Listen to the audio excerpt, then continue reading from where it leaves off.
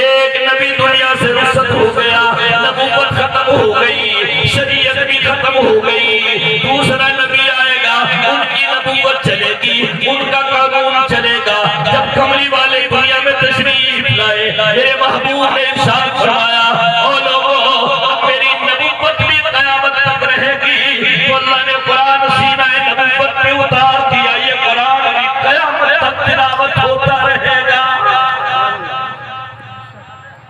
جگہ جگہ قرآن پڑھا جائے گا اور قرآن چلتا ہی رہے گا، یہ امت قیامت تک رہے گی، اسلام یہ قیامت تک رہے گا۔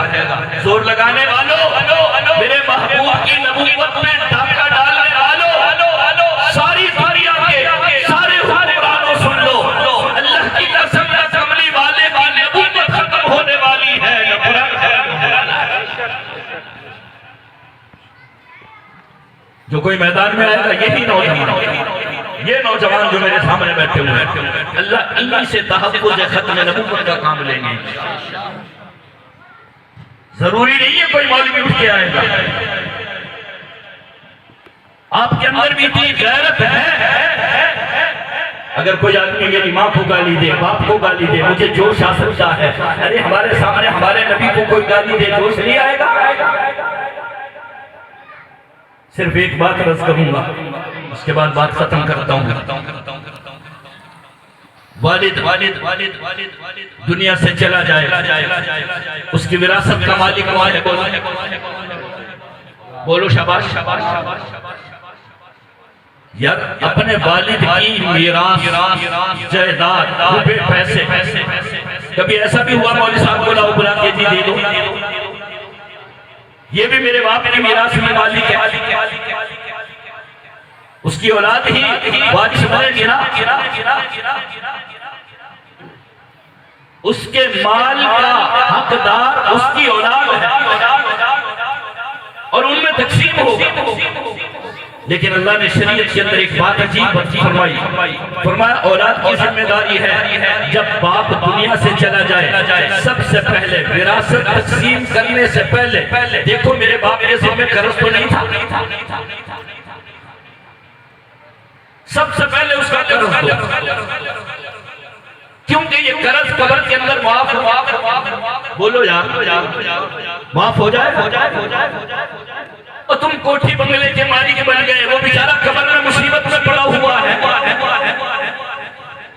اسے تو چھڑاؤ، اس کی جائیداد سے، اس کے مال سے پہلے اس کا قرضہ ادا کرو۔ جو اولاد قرضہ ادا کرے گی، اپنے باپ کی ذمہ داری پوری کرے گی، وہ حلالی ہے، وہ اپنے ماں باپ کا چاہنے والا ہے، وہ خیر خواہ ہے۔ اور اگر اس نے اپنے باپ کا قرض نہ دیا، وہ اپنے باپ کا خیر خواہ ہے؟ ایمانداری سے بتاؤ، تم اس کی میراث سنبھال کے بیٹھے ہوئے، تمہیں پتہ نہیں کملی والے کی میراث کیا ہے؟ امام الانبیاء سرکار مدینہ صلی اللہ تعالیٰ علیہ وسلم دنیا سے تشریف لے گئے، حضرت ابو ہریرہ رضی اللہ تعالیٰ عنہ بازار کے اندر نکل گئے۔ ابو ہریرہ نے اعلان فرما دیا، او بازار والو، آؤ ذرا مسجد نبوی کے اندر جا کے دیکھو، اللہ کے نبی کی میراث تقسیم ہو رہی ہے۔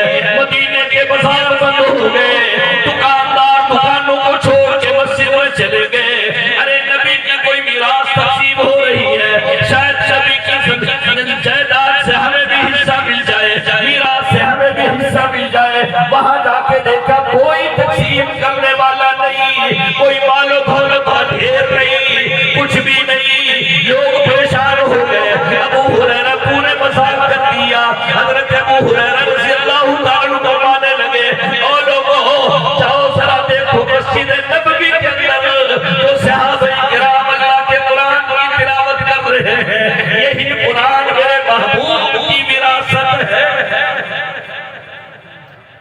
قرآن نبی کی میراث ہے۔